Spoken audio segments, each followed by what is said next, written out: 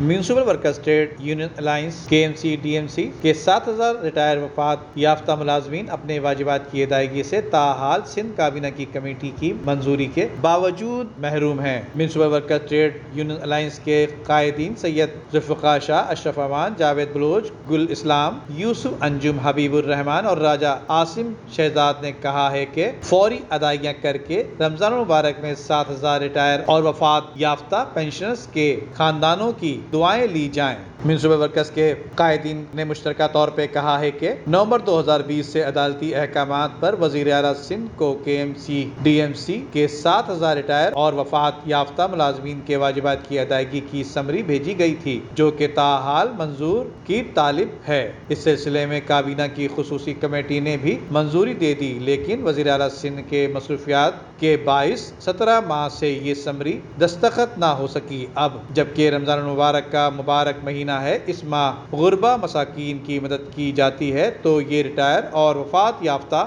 ملازمین کی بیوائیں زکوٰۃ خیرات کے بجائے اپنا حق مانگ رہے ہیں، وہ انہیں جلد دیا جائے۔ قائدین کا کہنا ہے کہ یا تو پھر یہ 7,000 خاندان وزیر اعلیٰ سندھ کو دعائیں دیں گے، ورنہ فاقہ کشی اور غریب حق سے محروم خاندان صرف اپنے رب سے فریاد ہی کر سکتے ہیں، جو ان کی ہر وقت سنتا ہے۔ لہٰذا موجودہ حکومت غریبوں کی بد دعاؤں سے بچے، جو کہ عرش ہلا دیتی ہے۔ انہوں نے کہا کہ عدالتی احکامات بار بار احتجاج کے باوجود ادائیگیاں نہ ہونے سے کسی بھی وقت کوئی ناخوشگوار واقعہ پیش آ سکتا ہے، لہٰذا فوری طور پر یہ ادائیگیاں کی جائیں، ورنہ ان بزرگ پینشنرز بیواؤں کو سڑکوں پر آ کر ماتم کرنے سے کوئی نہیں روک سکتا۔